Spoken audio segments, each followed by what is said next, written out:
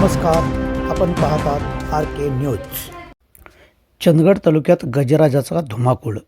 कळणेकरवाडीत 4 चाकी हवेत भिरकावली, दुचाकींचा चक्काचूर, नागरिकांत दहशतीचे वातावरण.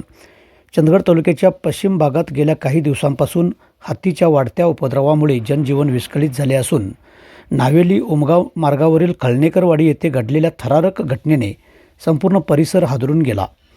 पहाटे 4च्या सुमारास मानवी वस्तीत घुसलेल्या एका महाकाय हत्तीने प्रचंड दहशत माजवत वाहनांची तोडफोड केली. या घटनेमुळे संपूर्ण वाडीत भीतीचे आणि दहशतीचे वातावरण निर्माण झाले आहे.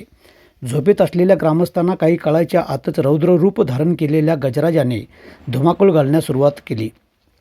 विराज सामंत यांच्या घरासमोर उभी असलेली वॅगनार कार हत्तीच्या मार्गात आडवी आली. संतप्त झालेल्या हत्तीने सोंडेच्या एका जोरदार फटक्यात ही 4 चाकी गाडी हवेत भिरकावली.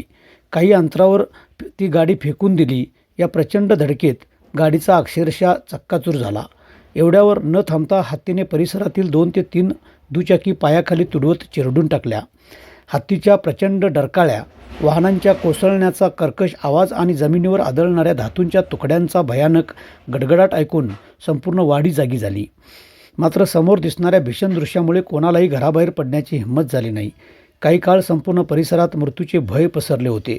घटनेची माहिती मिळताच वन विभागाचे अधिकारी तुषार गायकवाड आपल्या सहकाऱ्यांसह पहाटेच घटनास्थळी दाखल झाले. त्यांनी परिसराची तातडीने पाहणी करून नुकसानीचा पंचनामा केला. हत्तीच्या हालचालीवर लक्ष ठेवण्यासाठी विशेष पथक तैनात केले.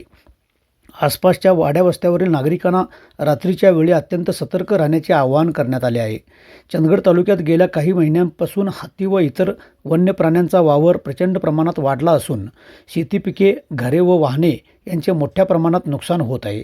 त्यामुळे ग्रामस्थांमध्ये व नागरिकांमध्ये, शेतकऱ्यांमध्ये तीव्र संतापासोबत भीतीचे वातावरण निर्माण झाले आहे.